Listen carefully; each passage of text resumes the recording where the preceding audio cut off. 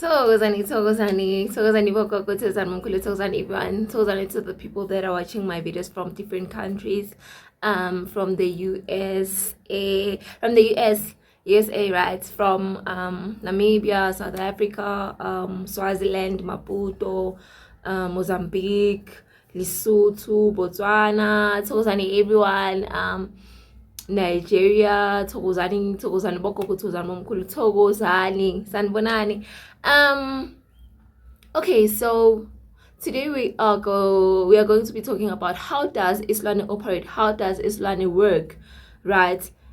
Isilwane sisebenza kanjani, Isilwane sisebenza njani, right? Sisebenza kanjani.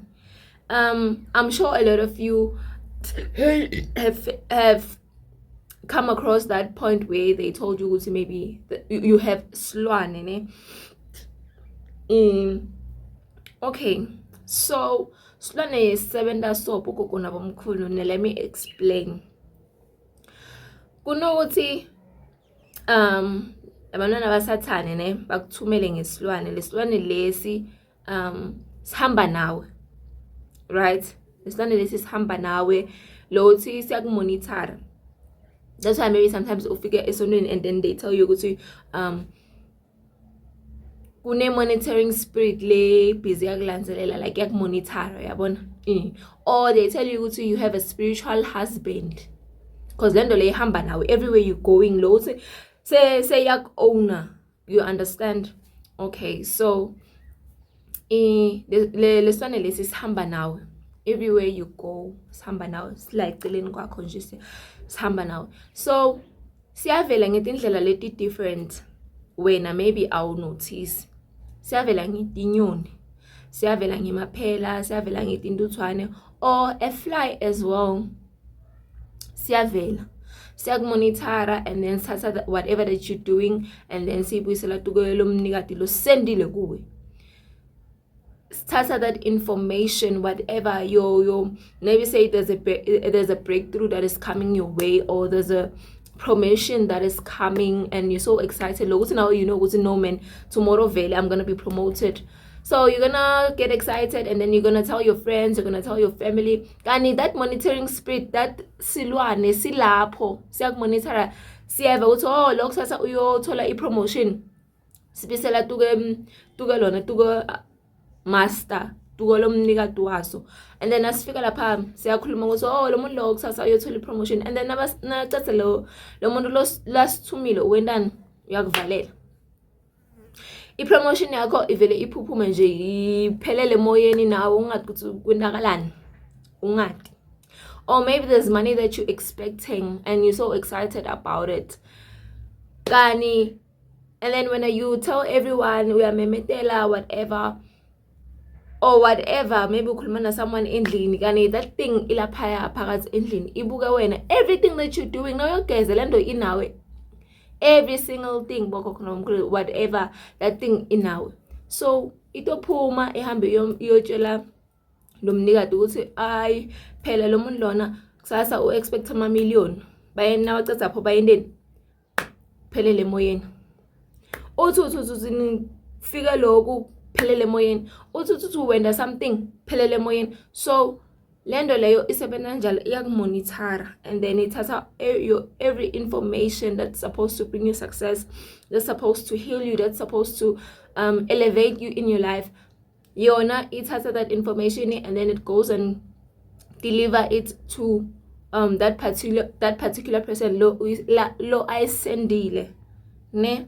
So that is why uthola ukuthi a lot of people are crying, Gogo, why is it that tiphelele moyeni, Gogo, I'll be doing this, Nanan, I know good, I'm doing everything correctly, vele I'm expecting this thing, but vele kuphelele moyeni. So most of the time vele ukuthi there's that monitoring spirit, be it lando bayende ukuthi ibe indodzi yakho, be it that thing ukuthi bayende ibe mfati wakho, be it ukuthi bayende ukuthi they made it in a manner yokuthi it's your husband, your spiritual husband. Sometimes they make it in a manner yokuthi it's your spiritual wife, but that spiritual wife or spiritual husband is there in your life to destroy you, not to bring you anything good.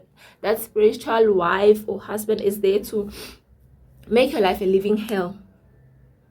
That spiritual wife, that spiritual husband is there in your life to cause confusion, cause bad luck, cause some miscarriages, cause vala ukuthi ningatholi bantwana, kuvala ukuthi ungaphumeleli emsebentini, kuvala ukuthi ungatholi ama promotion, kuvala ukuthi uthole like uthola ama accident nje. Let me put it like this. Impilo yakho iyahlangahlangana. So kuna this thing again yokuthi lento lena ne bayifake phakathi kwakho. Bayifake phakathi kwakho. Iyahlupha kakhulu futhi nase bayifake phakathi kwakho because lapho nokugulisa ine access lekhulu futhi because ingaphakathi kwakho. Lo uthi wena uyamangala jiki bantu bayakuzonda out of nowhere. Lo uthi benihlekelela kumnanzi nyanyelo bajika. So lokho akusasinguwe sengilendo seyivelile and then nakhona ikufaka sicitho ikena nje ukuthi ungabukeki because seyiphila ngaphakathi kwakho. So iyahlupha this thing bukhokho nobomkhulu. So it's good ukuthi if uyabona ukuthi impilo yakho ayihambi ngendlela, unotice ukuthi kahle kahle what is happening ngempilo yami, because these things are real. These things they exist and they destroy cause into kaSathane. Male mibi yaSathane le iphinze yakhandwa bantu lamanetihlito letibi. So it's important for you guys to pray. It's important for you guys to phahla. It's very, very important for you guys to cleanse.